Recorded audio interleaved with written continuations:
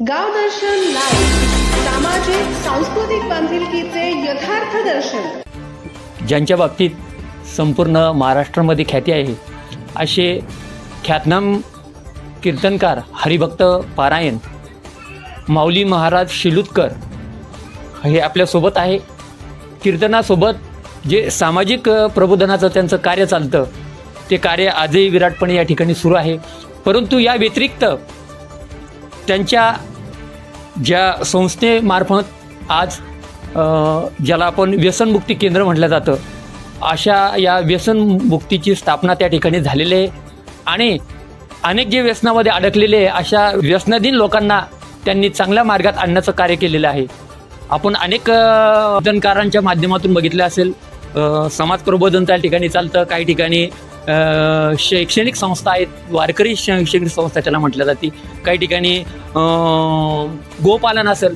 हरिभक्त पारायण माऊली महाराज शिलूतकर यांनी व्यसनमुक्ती त्या ठिकाणी स्थापन केलेले, त्याबद्दल आज आपण त्यांची ही चर्चा करणार आहोत। महाराज, आपलं गावदर्शनमध्ये सर्वप्रथम हार्दिक स्वागत।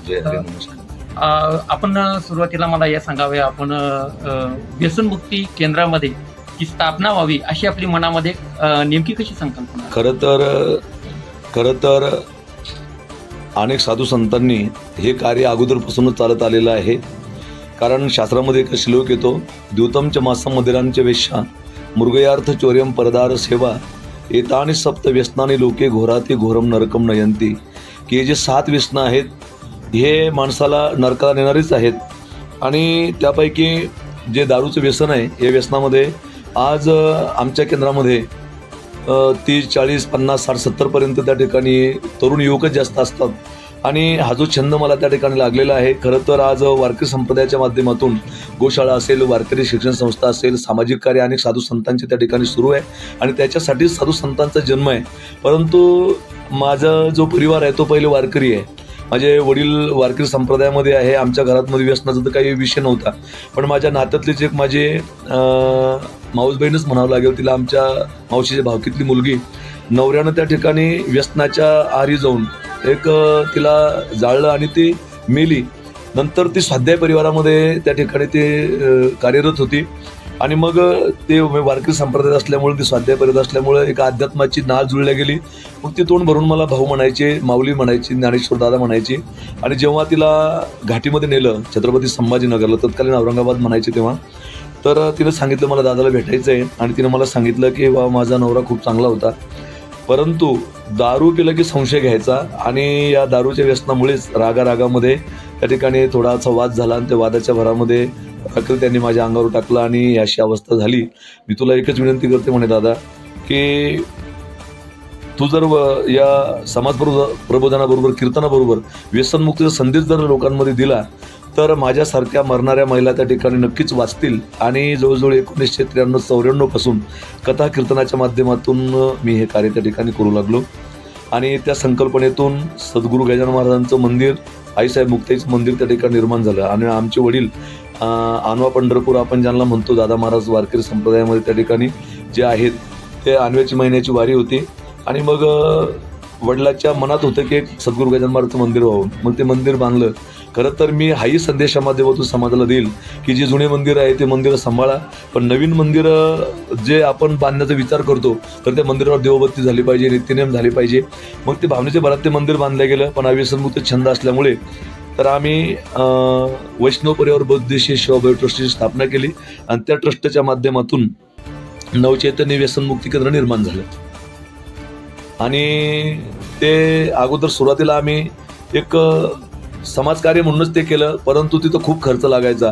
आता जो व्यक्ती तिथं आणला जातो तर ते विड्रॉल सिम्पटम आपण ज्याला म्हणतो, की जास्त दारू झाल्यानंतर जेव्हा दारूची आणि ती व्यक्ती ताटातूट होते तेव्हा ती व्यक्ती बेशुद्ध पडणे, ते विड्रॉल सिम्पटम आपण त्याला त्या ठिकाणी म्हणतो। मग त्यासाठी डॉक्टर लोक आहे, गोळ्या औषधी आहे, तर आम्ही त्या माध्यमातून एक अल्प खर्च त्या ठिकाणी आकारतो की 21 दिवस किंवा महिनाभर तो पेशंट तिथे राहतो आणि त्याची अल्प फी त्या ठिकाणी घेतल्या जाते आणि त्याच्यावर जवळजवळ 9 लोकांची कमिटी आहे, त्या कमिटीच्या माध्यमातून ते केंद्र सुरू आहे। आता त्या ठिकाणची जी दिनचर्या असते ती दिनचर्या कशी असते? तर तिथं पेशंट पहिल्या दिवशी जेव्हा भरती होतो तेव्हा 2-3 दिवस त्याचं ट्रीटमेंट चालते। त्याच्या अंगाचा थरकाप होणे, त्याला त्या ठिकाणी तो बडबड करणे आणि मग त्याच्यावरती ट्रीटमेंट झाली, त्याचा थरकाप तो बंद झाला की मग 2-3 दिवसानंतर सकाळी सगळे 5-5:30ला उठतात. मग आपला प्रातःविधीचा कार्यक्रम त्या ठिकाणी झाला की योगा प्राणायाम होतो.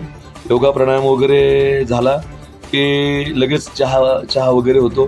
नंतर स्नान वगैरे चहा वगैरे झाला की लगेच सद्गुरू गजानन महाराजांची पांडुरंगाची वगैरे आरती होती. आरती वगैरे झालं की लगेच 10-15-20 मिनटं त्या ठिकाणी काउन्सिलिंग असते. ती काउन्सिलिंग झाली की नंतर नाश्ता असतो सर्वांना पोटभर, आणि नाश्ता वगैरे झाला की मग 12-1 वाजेच्या दरम्यान जेवणाचा कार्यक्रम असतो. मग 4 वाजेपर्यंत मग आराम करा. मग 4-5 वाजेपर्यंत आराम केला की 5-6 वाजेपर्यंत मग क्रिकेट, ते टेनिस असेल काही असेल ते खेळ खेळतात. पेपर वगैरे वाचते, संवाद वगैरे होतो. नंतर परत चहा पाणी होतो.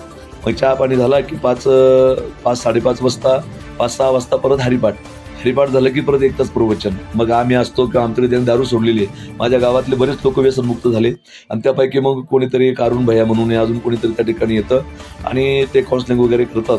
मग ते काउन्सिलिंग वगैरे झाली, जेवण वगैरे झालं की नंतर 10 वाजेपर्यंत टी व्ही पाहतात. 10 पर्यंत टी व्ही वगैरे पाहिली की मग 10 वाजता निद्रादेवीच्या कुशीमध्ये आरामशीर झोपतात. माझा महत्त्वाचा प्रश्न असा आहे की व्यसन म्हटलं की त्या ठिकाणी युवक असेल किंवा वृद्ध असेल, त्या व्यसनाला मर्यादा नसते.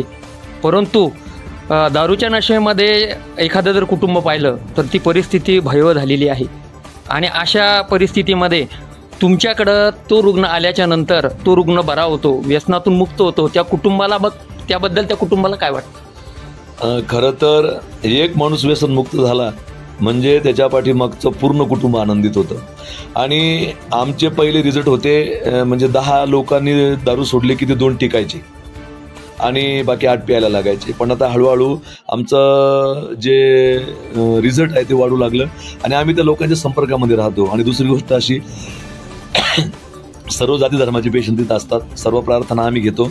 आणि जेव्हा तो व्यसनमुक्त होऊन तिथं जातो तर आम्ही त्याच्या कॉन्टॅक्टमध्ये राहतो. आणि त्याच्यासाठी असं हे आहे आपल्या केंद्रामध्ये की 3 महिने त्याने तिथं 15 दिवसातून 8 दिवसातून तिथं मुक्कामी यायचं. म्हणजे बुधवारी मुक्कामी राहायचं, बुधवारी मुक्कामी राहिलं, गुरुवारी आरती घेतली की जायचं. मग 3 महिन्यानंतर तो 8 दिवस आमच्याकडे तिथं फ्री ऑफ चार्ज राहू शकतो. पिला तर त्याला परत तिथं ते फी भरावी लागणार आणि त्याला तिथं सगळं हे करावं लागणार नित्य नियमाप्रमाणे. आणि तो जर पिला नाही तर मग तो तिथं राहू शकतो आमच्याकडं 8-15 दिवस मस्तपैकी एक माहेरला आल्यासारखं. आणि दुसरी गोष्ट अशी की जो कुठल्याही जाती धर्माचा व्यक्ती असेल, तो जर 3 वर्ष दारू पिला नाही आणि तो जर भूमिहीन असेल तर त्याच्या मुलीच्या लग्नाचा सर्व खर्च आम्ही त्या ठिकाणी उचलतो.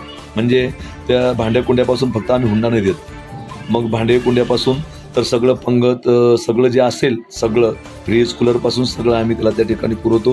आणि तो आमचा नातेवाईकच होतो थोडक्यामध्ये, म्हणजे आमचे नाव जुळते कायमचे. तो समाज कुठलाही असो अशा पद्धतीने चालू आहे. व्यसनमुक्तीबाबत आता तुम्ही काय संदेश देणार? मी एवढंच त्या ठिकाणी सांगेल की आज तरुण मुलांमध्ये व्यसनाचं प्रमाण खूप मोठं वाढलेलं आहे आणि याला कारणीभूत जास्तीत जास्त संगती आणि दुसरं कारण आहे विलक्षण प्रेम आणि लग्न सराई.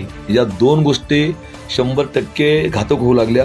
आणि सगळ्यात शोकांतिक अशी आहे की आपल्या केंद्रामध्ये सगळे जे मुलं आहेत, माळी, कोळी, तेली, तांबोळी, सुतार, कुंभार, लोहार, बंजारा, नावी, बौद्ध, मातांग, 18 पगड जातीची मंडळी आहे. आणि मुस्लिम बांधव फक्त याच्यामध्ये नगण्य आहे. त्यांच्यात ती संख्या फक्त मुस्लिम बांधवांची कमी आहे. आणि हे एक विचार करण्यासारखी गोष्ट आहे. हरिभक्त पारायण महाराज शिलूतकर यांनी आपल्या आश्रमामध्ये व्यसनमुक्तीचं केंद्र सुरू केलेलं आहे. आणि त्या केंद्रामध्ये परिसरातूनच नव्हे तर मराठवाडा आणि महाराष्ट्राच्या कानाकोपऱ्यातून म्हणजे इतर राज्यातून सुद्धा त्या ठिकाणी व्यसनमुक्तीसाठी येत आहे. आणि त्यांचा हा संदेश खरोखरच वाखाणण्याजोगा आहे. गणेश शेळके, गाव दर्शन लाईव्ह, छत्रपती संभाजीनगर.